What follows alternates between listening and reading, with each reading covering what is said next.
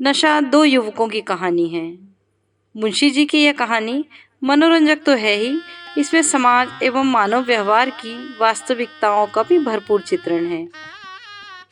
जिसके पास धन, सत्ता, संसाधन, सुविधा है, वह उनका उपभोग अवश्य करता है, और जिसके पास यह नहीं, वह इस उपभोग की निंदा करता है, उसको अनैतिक बताता है। तो आइए सुनते हैं इसी तरह के किसी नशे में चूर एक युवक की कहानी, कथा सम्राट मुंशी प्रेमचंद की कलम से। और मैं हूं आपके साथ सरिता। ईश्वरी एक बड़े जमींदार का लड़का था और मैं एक गरीब क्लर्क का, जिसके पास मेहनत मजूरी के सिवा और कोई जायदाद न थी।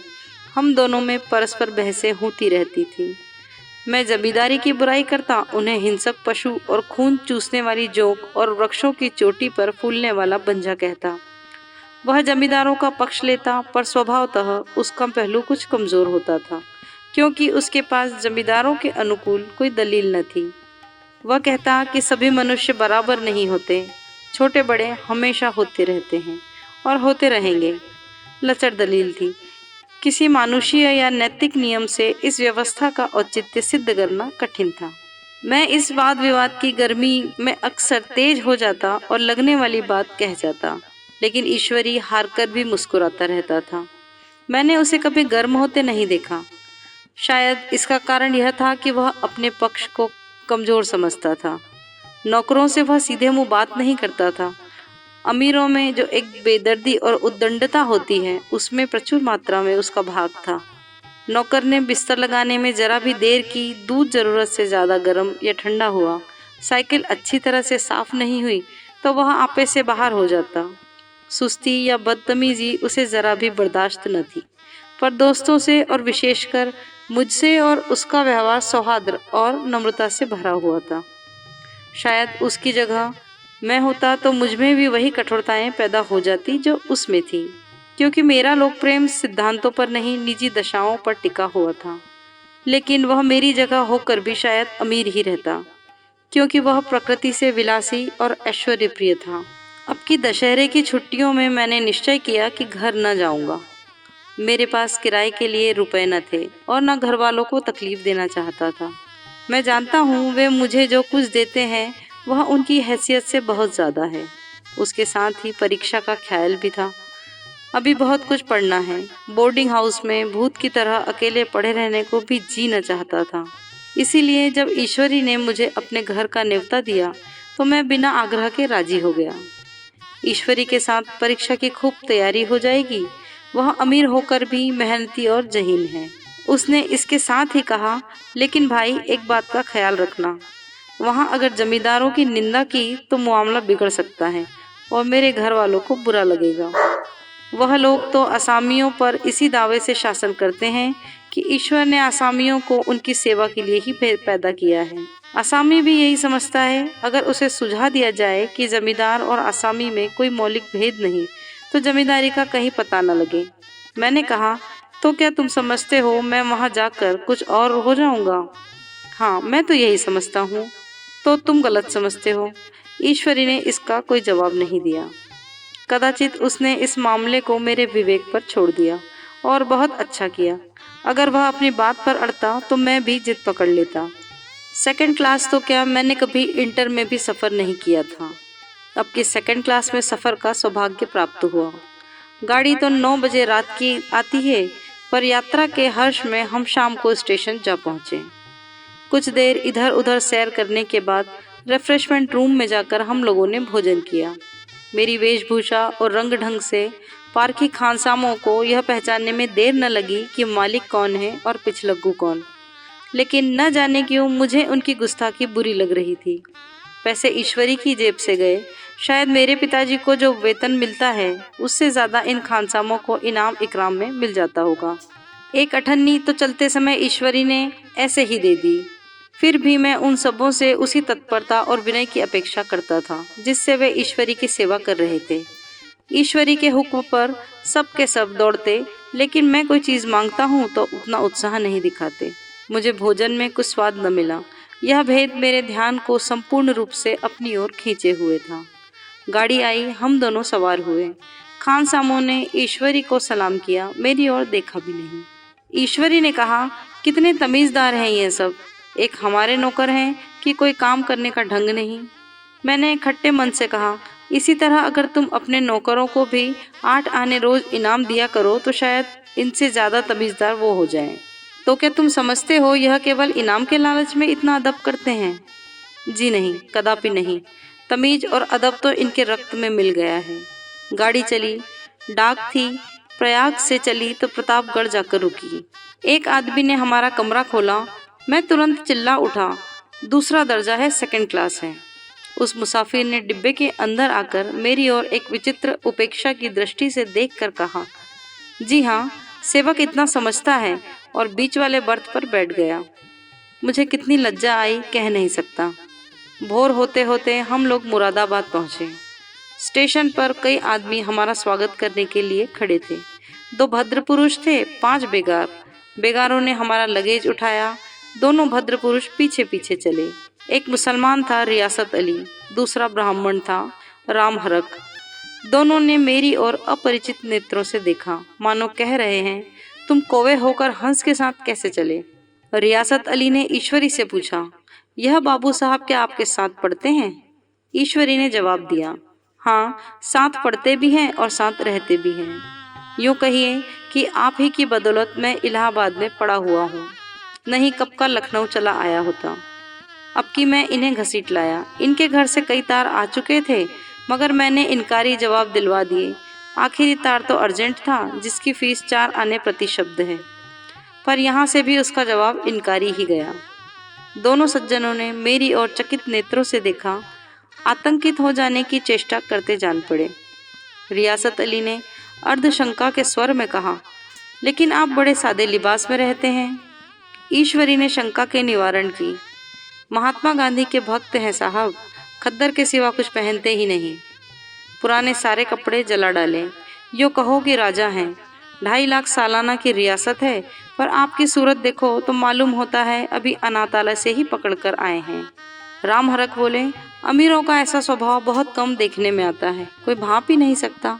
रियासत अली ने समर्थन किया, आपने महाराजा चांगली को देखा होता तो दांतों तले उंगली दबाते। एक गाढ़े की मिर्जई और चमरौधे जूते पहने बाजारों में घूमा करते थे। सुनते हैं एक बार बेगार में पकड़े गए थे और उन्हीं ने 10 लाख से कॉलेज खोल दिया। मैं मन में कटा जा रहा था, पर न जाने क्या बात थी कि यह सफ़ेद झूठ उस वक्त मुझे हास्यास्पद जान पड़ता। उसके प्रत्येक वाक्य के साथ मानो मैं उस कल्पित वैभव के समीप तर आता जाता था। मैं शहसवार नहीं हूँ, हाँ, लड़कपन में कई बार लद्दू घोड़ों पर सवार हुआ हूँ। यहाँ देखा तो 2 कला राज घोड़े हमारे लिए तैयार खड़े थे। मेरी तो जान ही निकल गई। सवार तो हुआ, पर बोटियाँ काँप रही थी। मैंने चेहरे पर शिकन न पड़ने दिया। घोड़े को ईश्वरी के पीछे डाल दिया। खैरियत यह हुई कि ईश्वरी ने घोड़े को तेज न किया, वरना शायद मैं हाथ पैर तुड़वा कर ही लौटता। संभव है ईश्वरी ने समझ लिया हो कि यह कितने पानी में है। ईश्वरी का घर क्या था, किला था। इमाम बाड़े का सा फाटक, द्वार पर पहरेदार टहलता हुआ, नौकरों का तो कोई हिसाब ही नहीं। एक हाथी बंधा हुआ। ईश्वरी ने अपने पिता, चाचा, ताऊ आदि सभी से मेरा परिचय कराया। ऐसी हवा बांधी कि कुछ न पूछिए। नौकर चाकर ही नहीं, घर के लोग भी मेरा सम्मान करने लगे। देहात के जमींदार लाखों का मुनाफा, मगर पुलिस कांस्टेबल को अफसर समझने वाले। कई महाशय तो मुझे हुजूर हुजूर कहने लगे। जब जरा एकांत हुआ तो मैंने ईश्वरी से कहा, तुम बड़े शैतान हो यार, मेरी मिट्टी क्यों पलीत कर रहे हो? ईश्वरी ने दृढ़ मुस्कान के साथ कहा, इन गधों के सामने यही चाल जरूरी थी, वरना सीधे मुंह बोलते भी नहीं। जरा देर के बाद नाई हमारे पांव दबाने आया। कुंवर लोग स्टेशन से आए हैं, थक गए होंगे।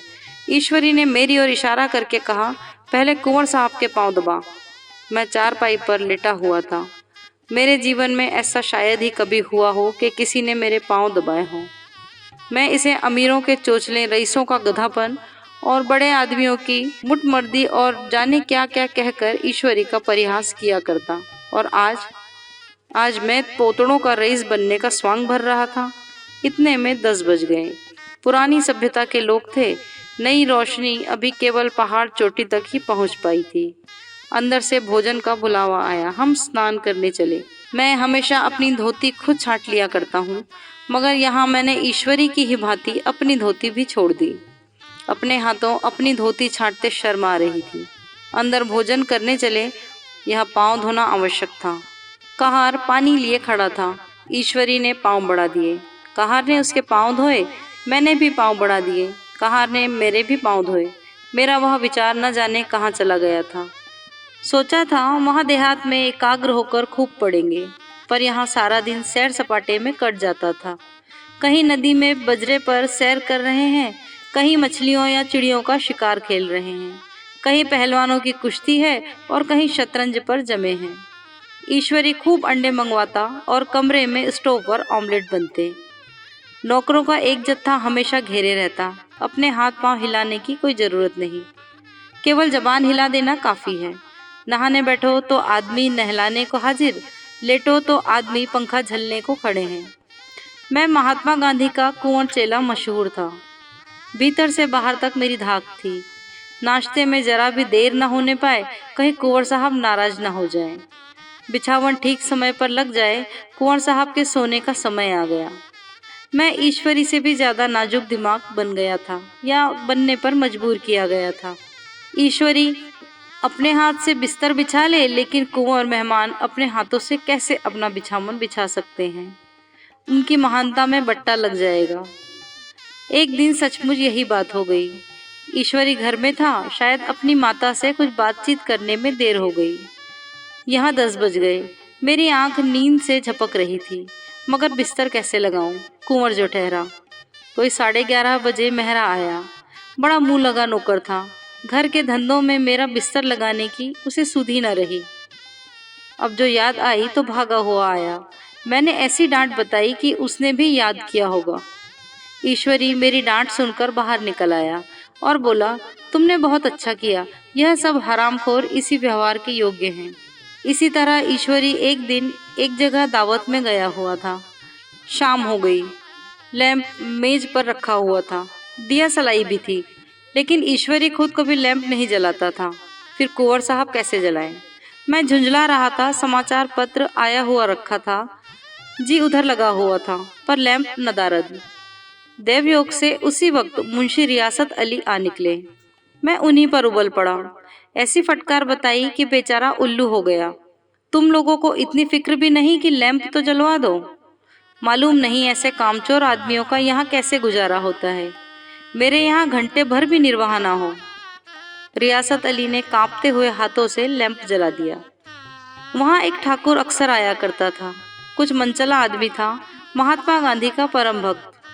मुझे महात्मा जी का चेला समझकर मेरा बड़ा लिहाज करता था, पर मुझसे कुछ पूछते संकोच करता था। एक दिन मुझे अकेला पाकर हाथ बांधकर बोला, सरकार तो गांधी बाबा के चेले हैं ना? लोग कहते हैं कि यहाँ सुराज आ जाएगा तो जमींदार ना होंगे। मैंने शान जमाई, जमींदारों के रहने की जरूरत ही क्या है?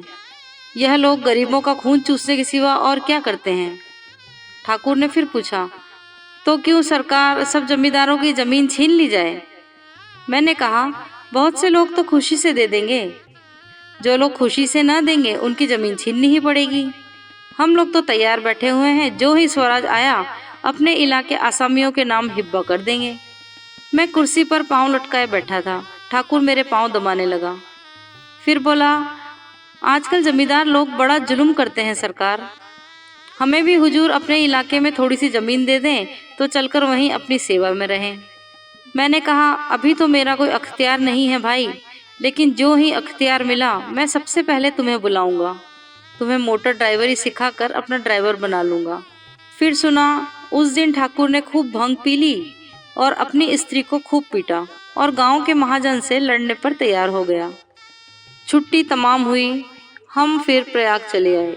गांव के बहुत से लोग हम लोगों को पहुंचाने आए। ठाकुर तो हमारे साथ स्टेशन तक आया। मैंने भी अपना पार्ट खूब सफाई से खेला और अपनी कुबेरोचित विनय और देवत्व की मोहर हर एक हृदय पर लगा दी। जी तो चाहता था हर एक नौकर को अच्छा इनाम दूं, लेकिन वह सामर्थ्य कहाँ थी। वापसी टिकट था ही, केवल गाड़ी में बैठना था। पर गाड़ी आई तो ठसाठस भरी हुई। दुर्गा पूजा की छुट्टियां भोग कर सभी लोग लौट रहे थे। सेकंड क्लास में तिल रखने की जगह न थी। इंटर क्लास की हालत उससे भी बदतर। यह आखिरी गाड़ी थी, किसी तरह रुक न सकते थे। बड़ी मुश्किल से तीसरे दर्जे में जगह मिली। हमारे ऐश्वर्य ने वहां अपना रंग जमा लिया, मगर मुझे उसमें बैठना बुरा लग रहा था। आए थे आराम से लेटे लेटे, जा रहे थे सिकुड़े हुए। पहलू बदलने की भी जगह न थी। कई आदमी पढ़े लिखे भी थे। वे आपस में अंग्रेजी राज्य की तारीफें करते जा रहे थे। एक महाशय बोले, ऐसा न्याय तो किसी राज्य में नहीं देखा, छोटे बड़े सब बराबर। राजा भी किसी पर अन्याय करे तो अदालत उसकी गर्दन दबा लेती है। दूसरे सज्जन ने समर्थन किया, अरे साहब, आप खुद बादशाह पर दावा कर सकते हैं, अदालत में बादशाह पर डिग्री होती है। एक आदमी जिसकी पीठ पर बड़ा गट्ठर बंधा हुआ था कलकत्ते जा रहा था। कहीं गठरी रखने की जगह नहीं मिलती थी, पीठ पर बांधे हुए था। इससे बेचैन होकर बार बार द्वार पर खड़ा हो जाता। मैं द्वार के पास ही बैठा था। उसका बार बार आकर मेरे मुंह को अपनी गठरी से रगड़ना मुझे बहुत बुरा लग रहा था। एक तो हवा यूं ही कम थी, दूसरे उस गंवार का आकर मेरे मुंह पर खड़ा हो जाना मानो मेरा गला दबाना था। मैं कुछ देर तक जब्त किए बैठा रहा। एकाएक मुझे क्रोध आ गया। मैंने उसे पकड़कर पीछे ठेल दिया और 2 तमाचे जोर जोर से लगाए। उसने आंखें निकाल कर कहा, क्यों मारते हो बाबूजी, हमने भी किराया दिया है। मैंने उठकर 2-3 तमाचे और जड़ दिए। गाड़ी में तूफान आ गया। चारों ओर से मुझ पर बौछारें पड़ने लगी। अगर इतने नाजुक मिजाज हो तो अव्वल दर्जे में क्यों नहीं बैठे? कोई बड़ा आदमी होगा तो अपने घर का होगा। मुझे इस तरह मारते तो दिखा देता। क्या कसूर किया था बेचारे ने? गाड़ी में सांस लेने की जगह नहीं, खिड़की पर जरा सांस लेने खड़ा हो गया तो उस पर इतना क्रोध। अमीर होकर क्या आदमी अपनी इंसानियत बिल्कुल खो देता है? यह भी अंग्रेजी राज है जिसका आप बखान कर रहे थे। इतने पर ही एक ग्रामीण बोला, दफ्तरन में घुसन तो पावत नहीं, उस पर इतना मिजाज।